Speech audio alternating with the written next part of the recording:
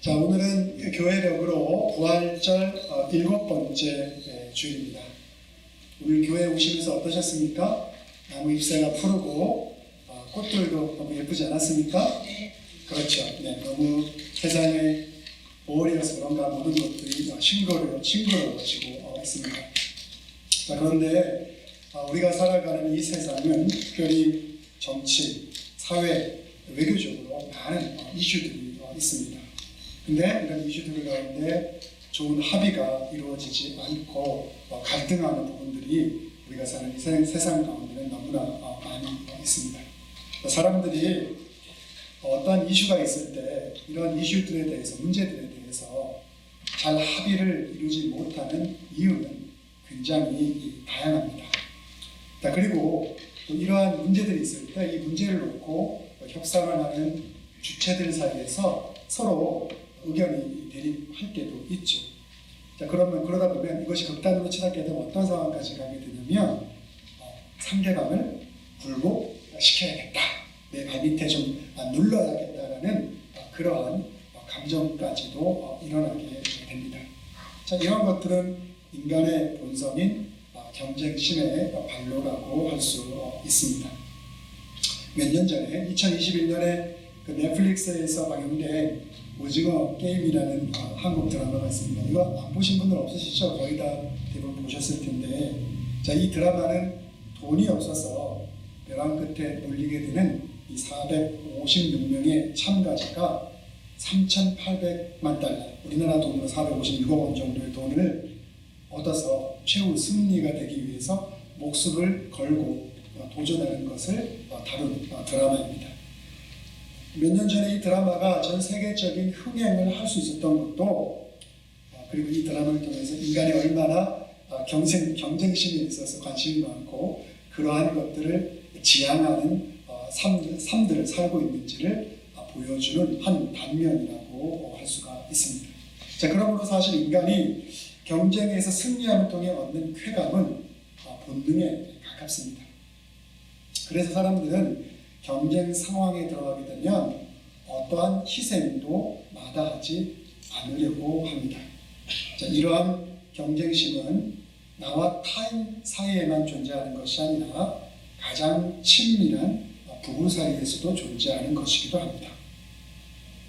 자, 그런데 이런 경쟁적인 마음을 갖고 살아가는 삶에 있어서의 가장 분명한 한계는 무엇이냐면, 첫째는 우리가 이 승리함을 통해서, 경쟁에서 이김을 통해서 얻게 되는 즐거움이 지속적이지 않다는 것이죠. 승리할 때 잠깐 그 기쁨을 누릴 수는 있지만 이것이 계속해서 지속적으로 우리에게 기쁨을 가져다 주는 것이 아니라는 것이죠. 또 더 나아가서 어떤 문제점을 가지고 있는, 어떤 한계를 가지고 있냐면, 이러한 경쟁을 통해서 얻게 되는 승리의 이 쾌감이라는 것은 근본적으로 우리 인간의 삶을 고양시키지 못한다는 그러한 한계를 분명히 가지고 있죠. 근본적인 변화를, 근본적인 충만함을 우리에게 가져다 주지 못한다는 것입니다. 자, 그렇다면 이러한 경쟁적인 삶을 계속해서 살아갈 것을 밀어붙이는 이런 세상 속에서 우리 그리스도인들은 어떻게 살아가야 될까요? 세상이 요구하는 그 방식대로 똑같이 살아가야 될까요? 아니면 다른 스탠스를 우리가 취해야 되는 것일까요? 과연 이것에 대한 여러분들의 답은 무엇입니까? 오늘 성경의 본문은 이러한 우리의 의문에 대해서 성경은 어떠한 가르침을 주고 있는지를 보여주고 있는 본문이라고 할 수가 있습니다. 자, 그렇다면 오늘 본문으로 한번 좀 깊이 있게 들어가 보겠습니다. 자, 오늘 본문 요한일서 5장 4절은 이렇게 말씀합니다. 무릇 하나님께로부터 난 자마다 세상을 이기느니라. 세상을 이기는 승리는 이것이니 우리의 믿음이니라 라고 말씀합니다. 이 구절을 그냥 우리 고지고대로 해석을 하게 되면 그리스도인은 믿음으로 세상을 이깁니다. 근데 우리는 이제 이 믿음이, 세상을 이기는 믿음이 무엇인지에 대해서 한번 고민해 보아야 되죠. 자, 그런데 세상으로, 믿음으로 세상을 이긴다라고 하는 이 성경의 말씀은 타인과의 경쟁을 통해서 그것을 이김을 통해서 내가 원하는 것을 쟁취할 수 있다라고 믿는 사람들에게 있어서는 말도 안 되는 소리, 헛소리 정도로 들릴 것입니다. 왜냐하면 이러한 믿음을 갖고 살아가는 사람들에게는 상대방을 굴복시켜야, 내 발 안에 꿀려야만, 그래서 경쟁에서 내가 이겨야만 그것이 좋은 것이고, 그렇지 않을 때는 불행하다는 생각을 가지고 살아가기 때문이죠. 제가 가끔씩 아내와 우리 교회에서 탁구를 칠 때가 있습니다. 근데 제가 얼마나 유치한 사람이냐면요, 제가 유치하다 그러면 여러분 행복하시죠? 근데 맨날 좋은 말만 하는데 유치하다 그러니까 제가 유치합니다. 제가 아내하고 탁구를 하는데 게임을 해요. 거기서 제가 이기면 기분이 어떻겠습니까, 여러분? 전 너무 행복해요. 근데 제가 아내랑 게임을 해서 지문 제 기분이 어떤지 아십니까? 굉장히 그날 우울해요, 기분이. 졌어. 우울합니다. 제가 이렇게 유치하니까 아내가 저를 보고 가끔 웃으면서 그래요. 자기랑 탁구에서 이겨가지고 기분이 그렇게 좋은 거예요. 저 기분 좋습니다. 되게 유치하죠. 사실 내가 사랑하는 사람과 탁구를 치면서 행복한 시간을 보냈다는 것, 그거 자체가 즐거운 것이잖아요. 그렇죠?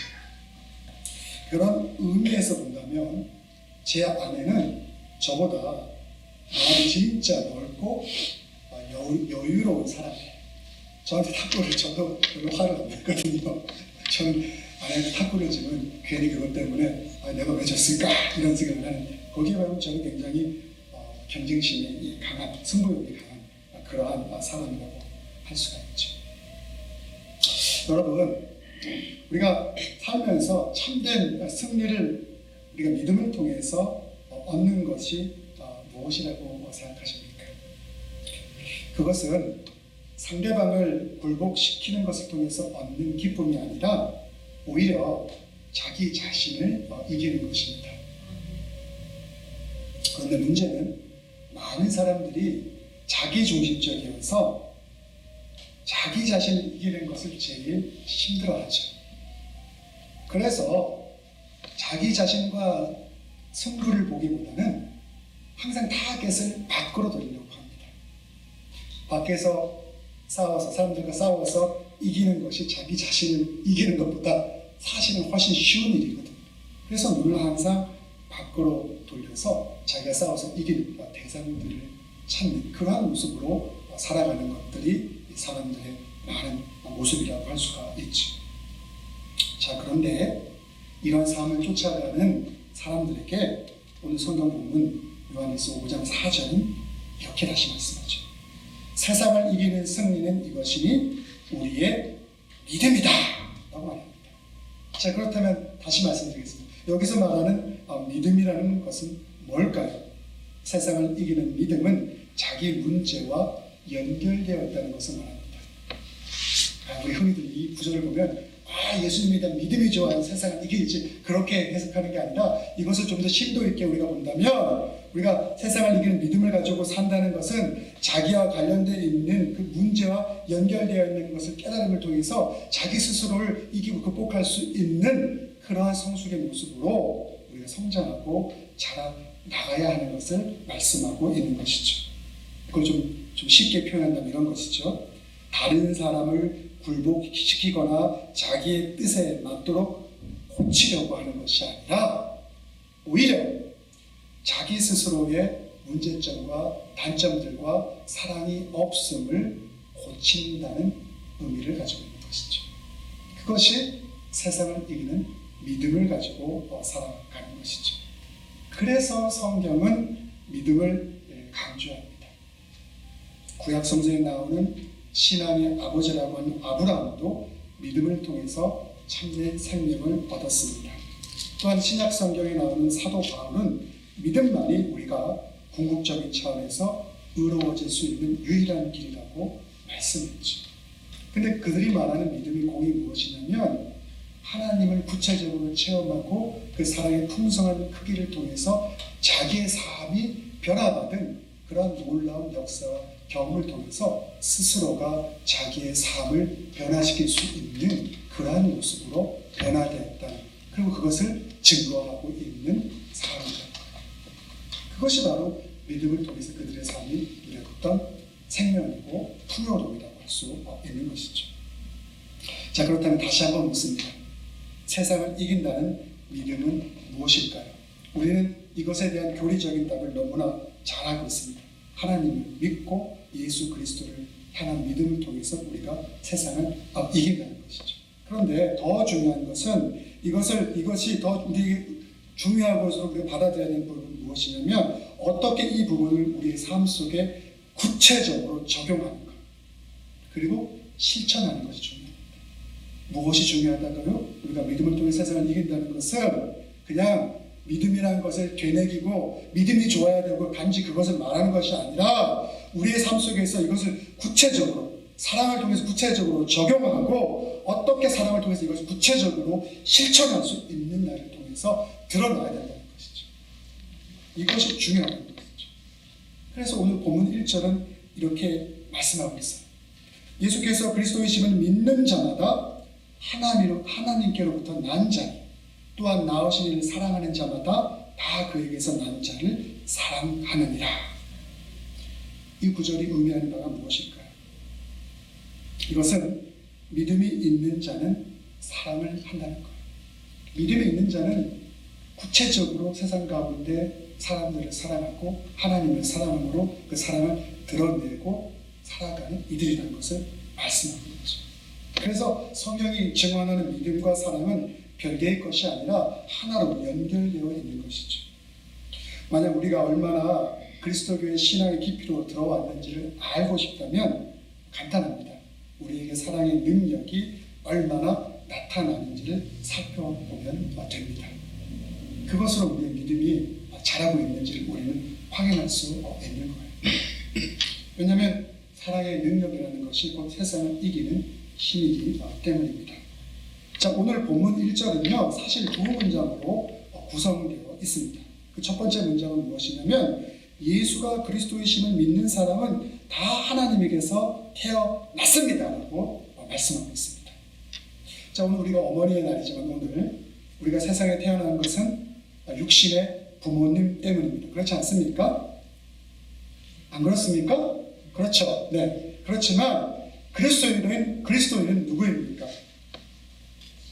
예수 그리스도와 더불어서 과거의 우리의 삶을 십자가 예수 그리스도 죽음 가운데 함께 복받고 예수님의 부활의 능력으로 다시 태어난 사람들이 바로 그리스도인이죠. 그리고 우리는 하나님 앞에 새 의식과 성찬의 의식을 통해서 이러한 우리의 믿음들을 고백합니다.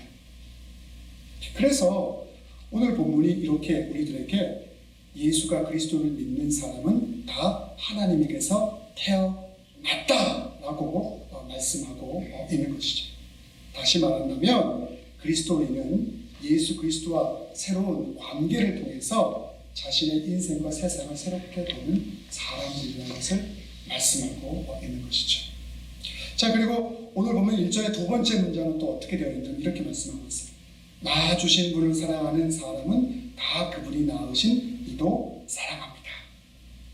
우리를 낳아주신 하나님을 사랑하는 사람은 다 하나님이 세상 가운데 낳아주신 다른 우리의 형제와 자매들도 사랑한다 라는 말씀입니다. 우리는 그런 의미에서 이 성경의 말씀을 따라서 우리 옆에 있는 교우들이자 세상의 모든 이웃을 사랑할 수 있어야 합니다. 왜냐하면 그 모두가 하나님을 믿는 사람들이고 하나님을 통해 세상 가운데 남을 입은 자들이기 때문입니다. 근데 문제가 무엇입니까? 그래서 저와 여러분이 이러한 하나님의 명령을 세상 가운데 제대로 실천하지 못하는 문제가 여기서 발생하죠. 왜냐하면 그게 뭐냐면 우리 주변의 형제와 자매들이 우리의 마음에 들지 않을 수가 있기 때문입니다. 여러분 주변의 형제와 자매가 우리 주변의 이웃들이 항상 우리의 마음에 듭니까? 여러분 마음에 드십니까? 마음에 들기보다는 안 들 때가 조금 더 많죠? 아니면 엄청 더 많습니까? 어떻습니까? 그럼에도 불구하고 오늘 성경은 우리의 마음에 들지 않는 형제와 이웃이 자매와 이웃이 있다 할지라도 그들 모두가 하나님의 사람이기 때문에 우리는 그들을 사랑해야 된다고 말씀하고 있죠. 하지만 알고 있습니다. 이것이 현실 가운데 얼마나 쉽지 않다는 것을 저와 여러분은 너무나 잘 알고 있죠. 왜냐하면 우리가 세상을 바라볼 때는 우리 눈에 마음에 들지 않는 그 사람의 행동과 태도와 그 모습만 보이기 때문입니다. 그리고 그 사람을 우리 가운데 보내주신 하나님은 우리의 눈에 잘 보이지 않기 때문입니다. 이것이 우리에게 주어진 가장 큰 문제이죠. 물론 쉽지는 않겠지만 그럴 때마다 우리는 이것을 극복하기 위해서 우리가 그리스도인으로서 하나님과 관계를 맺고 살아간다는 것이 무엇인지를 더 깊게 묵상하고 이해하려고 노력할 수 있어야 할 것입니다. 자, 그런데 우리 마음에 들지 않은 형제와 자매를 사랑하는 것이 어려워하는 우리들에게 오늘 요한일서 5장 3절은 다음과 같이 말씀하고 있습니다. 하나님을 사랑하는 것은 이것이니 우리가 그의 계명을 지키는 것이라. 그의 계명들은 무거운 것이 아니로다. 우리가 하나님의 계명을 지키고 이웃을 사랑하고 살아가는 것은 우리들에게 무거운 것이 아니다라고 말씀하고 있죠. 그리스도 안에 사랑하는 성도님들, 하나님을 사랑하는 사람들에게 이웃사랑이 부담스럽지 않다라는 이 성경의 증언에 대해서 저와 여러분은 동의할 수 있습니까? 마음의 갈등이 있을 거예요. 어떤 때는 그런 것 같기도 하고 어떤 때는 아닐 것 같기도 하다는 그러한 생각을 우리는 할 것입니다. 사실 우리와 가치관, 품성, 태도가 다른 사람과 친밀하게 지내는 일은 쉽지 않습니다. 그렇기 때문에 그런 사람들을 사랑하라고 말하는 것은 더욱 부담이 되죠. 우리가 이렇게 부담을 느낀다는 것은 사실 우리가 하나님을 진심으로 사랑하지 못한다는 것의 반증이기도 합니다. 설교자인 저 또한 가치관, 품성, 태도가 다른 사람과 친밀하게 지내는 일이 부담스러울 때가 있습니다. 하지만 저는 어떤 방향으로 나아가야 하는지는 분명히 알고 있습니다. 그래서 하나님을 사랑하려고 주님에게 더 가까이 가려고 애를 씁니다. 여러분들도 저와 동일한 고민을 신앙생활 가운데 하고 있으리라 분명히 생각합니다. 자, 그렇다면 하나님을 사랑하는 사람에게 사랑의 계명이 부담스럽지 않다는 말씀의 구체적인 의미가 무엇인지를 우리는 한 번 더 생각해 보아야 합니다. 며칠 전에 저는 저희 아이들을 학교에 데려다 주려고 운전을 하다가 프리웨이에서 제 앞에 운전하는 차가 갑자기 서는 바람에 그 차와 추돌을 일으킬 뻔했습니다. 제가 조금만 거리감을 유지하지 않았다면 빠르게 달려가고 있었기 때문에 아마 앞차와 부딪히면서 대형 사고로 이어지게 되었을 것입니다. 자, 그런데 우리의 삶 속에서 이러한 일들, 즉 죽음의 문턱에 우리가 다다를 뻔했던 이러한 일들이 종종 일어나죠. 병으로서 그런 것이 찾아오기도 하고 또 이런 사건, 사고로서 어떤 자연재앙으로서 또는 우리의 마음의 말들이 비수가 되어서 우리 마음의 어둠을 통해서 이 죽음과 같은 삶들이 우리 가운데 찾아올 때가 있죠.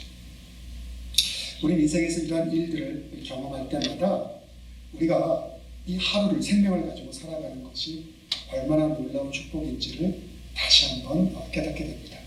그런 일들이 없게 되면 우리는 우리 스스로를 돌아보지 않고 우리에게 주어진 하루라는 것이 얼마나 의미 있고 가치 있는 것을 잘 생각하지 못할 정도로 너무나 어리석기 때문에 저 여러분이 그렇게 어리석은 존재입니다. 굉장히 세상의 모든 것을 잘 알고 뛰어나고 세상 모든 것을 다 극복할 수 있을 것 같이 보이지만 사실은 그 이면에는 너무나도 어리숙하고 바보하고 정말 온전하지 못한 부분을 갖고 살아가는 것이 바로 인간이 가지고 있는 그런 본성이 아닌가 생각합니다. 우리는 이러한 일들이 일어나게 될 때마다 우리가 누리고 있는 삶이라는 것이 얼마나 의미 있는 것을 다시 생각해야 돼요. 우리의 한계가 얼마나 부족한 존재라는 것을 다시 한번 생각해야 돼요. 그리고 그것을 통해서 우리의 삶을 이끌어 가시는 분이 하나님이라는 사실에 대해서 좀 더 진지하게 각성하고 또 그것을 감사함으로 받아들일 수 있어야 합니다. 그리스도교, 우리가 신앙이지 않습니까? 그리스도교는 인간이 우리의 삶 가운데서 우리에게 놀라운 축복을 주는 존재로서 우리가 만나는 그분을 하나님이라고 말씀합니다. 자, 그래서 하나님을 사랑하는 사람은 하나님과 깊이 있는 관계 안에서 놀라운 경험을 한 이들이기 때문에 그 사랑의 힘 때문에 우리가 다른 이들을 섬기고 사랑하는 것에 대해서 부담을 느끼지 않게 된다라고 오늘 본문은 말씀하고 있는 것이죠. 그러니까 그 충만함의 사랑이 우리를 형제와 자매를 향한 사랑으로 인도한다는 것. 내 의지와 내 노력을 가지고 살아가는 것이 아니라 하나님이 내게 주신 그 사랑의 충만함 체험이 우리가 다른 이들을 사랑할 수 있는 힘이 된다는 것을 성경은 우리들에게 말씀하고 있는 거예요. 그런 의미에서 우리는 형제와 자매를 사랑하는 데 있어서 부담을 누리지 않는다고 성경은 분명하게 증거하고 있는 거예요. 그리고 우리 그 사랑을 통해서 누군가를 사랑한다면 우리는 놀라운 충만함을 우리의 삶 가운데 경험하게 되는 것이죠. 자, 오늘 말씀을 좀 정리하고자 합니다. 오늘 보면 6절에서 예수 그리스도가 물과 피로 임하신다라고 오늘 요한일서는 말씀하고 있습니다. 요한일서에서 요한이 이렇게 예수 그리스도가 물과 피로 임한다라고 표현한 것은 예수님이 인간의 삶 가운데 구체적으로 임했다는 것을 말씀하고자 합니다. 왜냐하면 요한일서가 항상 영지주의자들과 함께 싸움을 통해서 영지주의자들은 예수 그리스도의 인성을 인정하지 않았기 때문에 이것과 신학적인 논쟁을 했어야 되는데 이런 의미 때문에 그러한 것이 잘못됐다는 것을 반복하기 위해서 이 요한 기자는 이러한 표현을 사용하고 있는 것이죠. 자, 그렇다면 그렇게 예수님이 우리의 삶 가운데 구체적으로 임했다는 것을 또한 어떻게 우리의 삶 가운데 해석되어질 수가 있냐면 예수님께서 우리의 삶 가운데 임하셔서 그분의 구체적인 사랑을 보여주시고 그 사랑을 실천하는 데 있어서 부족함이 없었다는 것을 보여주고 있는 것이죠. 그래서 우리가 세상 속에서 그리스도를 사랑한다는 것은 예수님의 세상을 향한 사랑, 성부 아버지에 대한 순종, 세상 통치자로서의 능력을 우리의 실제적인 삶 속에서 경험하고 받아들임과 동시에 그 능력을 통하여 살아간다는 논리입니다. 자, 그래서 이제 중요합니다. 예수 그리스도의 몸된 교회는 잘났던 못났던 우리 주변에 우리가 섬겨야 되는 형제와 자매를 소중하게 여겨야 합니다. 또 그들과 아주 피상적인 관계가 아니라 구체적인 관계를 맺고 그들을 사랑하려고 노력해야 됩니다. 관계가 피상적이면 그 안에 사랑이 싹틀 수가 없죠. 더 나아가 세상의 모든 사람들이 정말 아름답게 풍성한 하나님의 그 사랑을 누리면서 살아갈 수 있도록 불의한 것이 있다면 그러한 사회의 구조조차도 구체적으로 변화시키기 위해서 행동하고 노력할 수 있어야 합니다. 이것이 우리가 믿음을 가지고 세상을 이기는 거예요. 그냥 뜬구름만 잡는 게 아니라 구체적인 하나님의 그 능력의 사랑이 우리의 삶 가운데 구체적으로 사건과 사람들을 통해서 드러날 수 있어야 한다는 것을 오늘 본문은 우리들에게 말씀하고 있는 거예요. 그것이 경쟁적인 세상에서 그리스도인이 살아가는 삶의 방식이라는 것을 오늘 요한일서는 우리들에게 말씀을 주고 있는 것이죠. 그래서 우리가 주님의 사랑을 통해서 세상을 믿음을 통해서 이긴다는 것이 무엇을 의미하는지 오늘 본문의 말씀을 통해서 조금 더 구체적으로 깨닫고 이것을 고민함을 통해서 우리의 삶이 놀라운 하나님의 축복의 열매들을 세상 가운데 맺어낼 수 있는 저와 여러분 모두가 되기를 간절히 바랍니다. 기도하겠습니다. 사랑과 은혜가 많으신 아버지 하나님, 우리는 믿음을 이야기하지만 우리가 말하는 믿음이라는 것이 얼마나 구체적이지 않고 피상적이고 때로는 편협하고 이기적인지 그것을 돌아보지 못하고 살아갈 때가 많이 있습니다. 우리가 믿음을 가지고 살아간다면 그것이 사랑을 통해서 구체적으로 우리의 삶 가운데 증거될 수 있어야 함을 우리가 믿습니다. 우리의 삶을 통해서 그 사랑이 드러날 수 있도록 주님 우리를 사용하시고 주님의 그 놀라운 사랑을 통해서 우리가 주님의 그 명령을 우리의 삶 가운데 부담 없이 이루고 살아갈 수 있도록 복 내려 주시옵소서. 이 모든 말씀 예수님의 이름으로 기도드렸사옵나이다. 아멘.